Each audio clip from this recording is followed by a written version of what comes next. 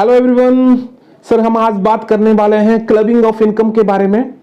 Under income tax act 1961 ये कहता है कि जनरली जो टैक्स दिया जाता है इंडिविजुअल के द्वारा वो अपनी इनकम पे दिया जाता है, बट सेक्शन 62, 64 ये बताता है कि किसी भी दूसरे पर्सन की इनकम जो है एसएससी की टोटल इनकम में ऐड की जाती है। ये सारे के सारे प्रोविजन जो हैं सेक्शन 62, 64 जो है वो इनकम टैक्स एक्ट के अंदर दिए गए हैं।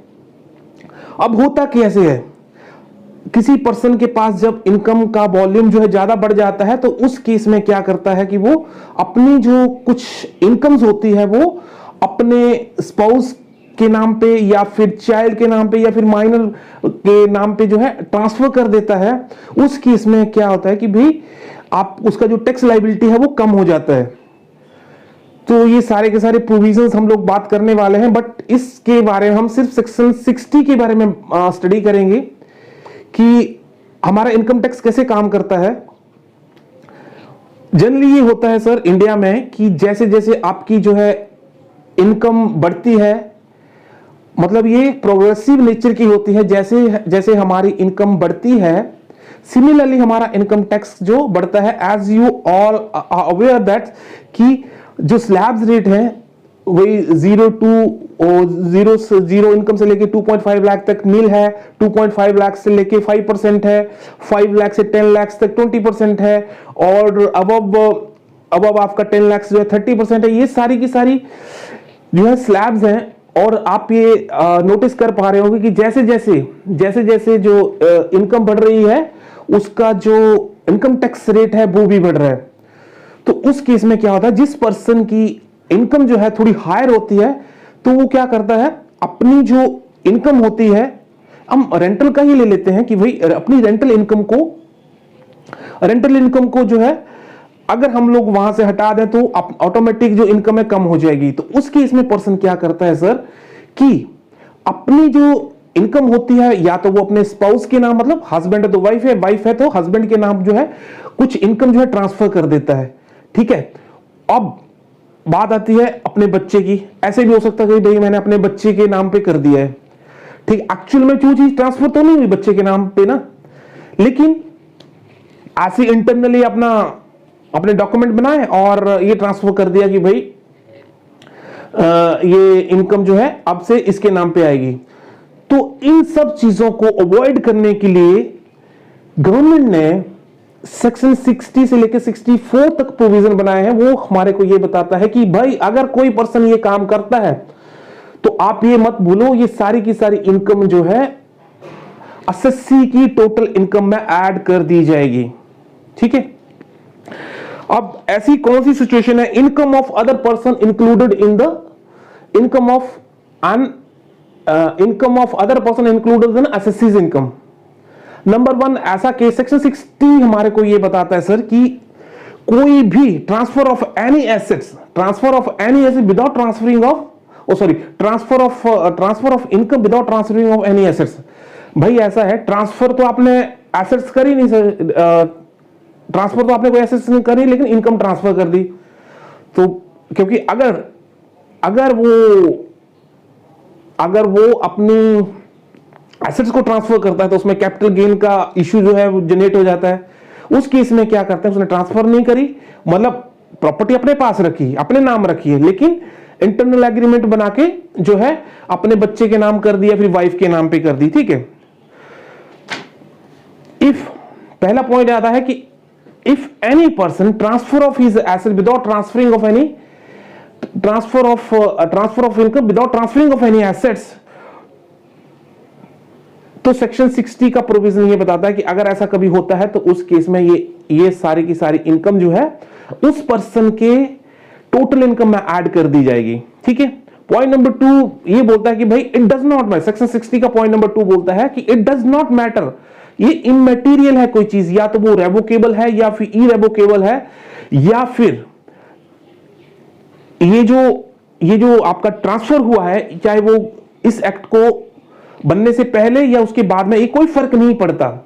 लेकिन अगर ऐसा कोई सिचुएशन मिलता है तो उस केस में ये एसएससी की टोटल इनकम में ऐड कर दी जाएगी। ठीक है, अब हम इसको एक एग्जांपल के थ्रू समझते हैं। अच्छा, मिस्टर ए है कोई, उसने क्या किया भाई, अपना जो रेंटल इनकम है वो अपनी वाइफ के नाम जो है रिसीव करना शुरू कर दिया। This is called as clubbing of income. कैसे भाई, उसने ये बोला है कि मेरे पास एक हाउस है, एक घर में तो मैं रह रहा हूं, मेरे पास एक हाउस है और मैंने अपने वाइफ के नाम पे रेंट लेना शुरू कर दिया। अब है तो मेरे नाम घर, लेकिन मैंने अपनी वाइफ के नाम जो है रेंट लेना शुरू कर दिया। उस केस में मिसिस ए जो है रेंट रिसीव कर रही है, लेकिन उसने जो एसेट्स थी, जो घर था, अपने वाइफ के नाम ट्रांसफर नहीं किया। Without transferring of any assets, transferring is total income, I mean transferring of income. अगर कोई आप इनकम अपने स्पाउस के नाम पे या माइनर बच्चे के नाम पे, सॉरी माइनर के नाम पे या चाइल्ड के नाम पे ट्रांसफर करते हैं, उस केस में ये इनकम जो है एसएससी की टोटल इनकम में ऐड कर दी जाती है। ठीक है, तो उस केस में क्या हुआ, मिस्टर ए की ये टोटल इनकम में जो है ऐड कर दी जाएगी कि भाई आपने घर तो आपने उसके नाम ट्रांसफर करा नहीं वाइफ के नाम पे, तो फिर ठीक है, वाइफ के नाम पे जो है आईटीआर बनेगी। तो उस केस में आपको ये सारे के सारे समझने वाली बात है कि आपके ये मिस्टर ए की टोटल इनकम में ऐड कर दी जाएगी। इसी को क्लबिंग ऑफ इनकम जो है कहते हैं। अब हम let's take the second example, mister A1 कह लो या फिर मिस्टर एक्स कह लो।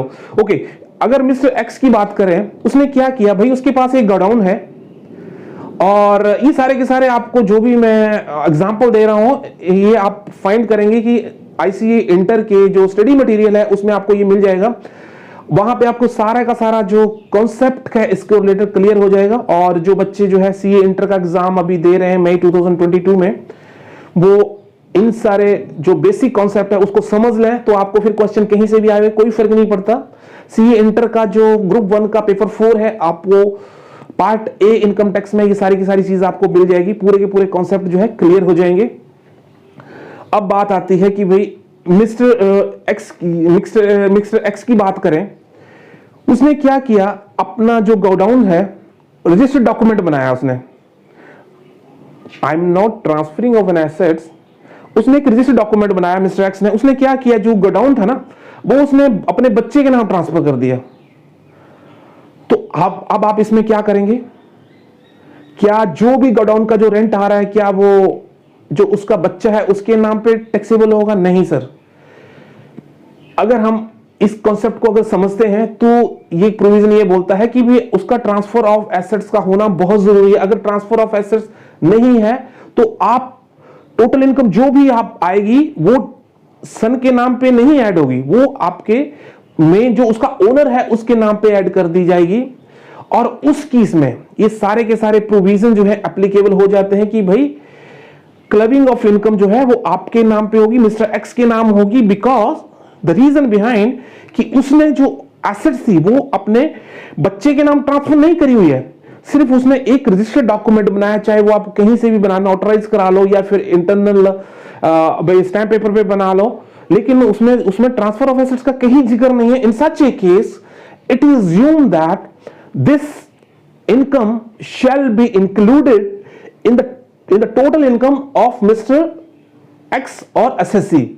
तो आई होप कि आपने इस पॉइंट को समझा है और बहुत सारी चीजें जो है आपको इसके क्लियर होने वाली है, क्योंकि बहुत सारे लोग हैं जब उनकी टोटल इनकम बढ़ जाती है ना, तो उस केस में क्या करते हैं भाई, इनकम को इधर ट्रांसफर करो उधर ट्रांसफर करो, तो जो है इंडिविजुअल के केस में स्लैब कम हो जाता है और उसका जो टैक्स लायबिलिटी है ऑटोमेटिक कम हो जाती है। बिकॉज स्लैब कम हो गया तो अपना जो प्रोविजंस है वो आपके चालू हो जाते हैं लो वाले, और ट्रांसफर ऑफ एसेट्स का जो प्रोविजन कहीं नहीं आता है। तो सर आई होप कि आपने बहुत कुछ इसके रिलेटेड जो है आपने सीख लिया है। फिर भी I know I don't want to spend your more time, but why am I repeating again and because until you focus on the words again and again or pressure on your mind, ये इसलिए मैं बता रहा हूं आपको sir कि आपको इस चीज को समझना बहुत जरूरी है।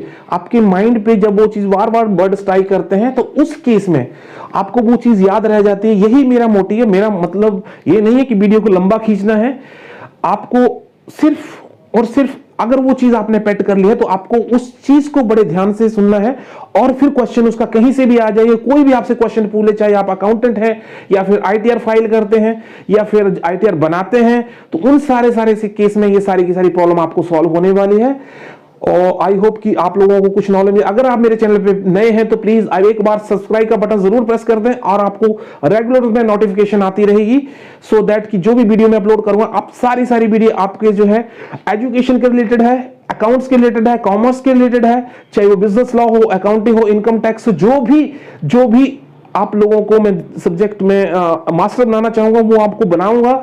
और उस सब्जेक्ट के ऊपर, उस टॉपिक के ऊपर आपकी पकड़ जो है बहुत स्ट्रांग होनी चाहिए।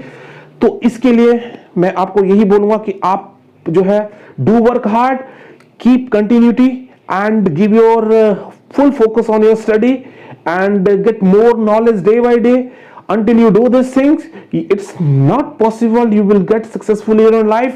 So इसके लिए आपको स्ट्रगल करना बहुत जरूरी है. So let's meet in another video session. Till that, take care, bye.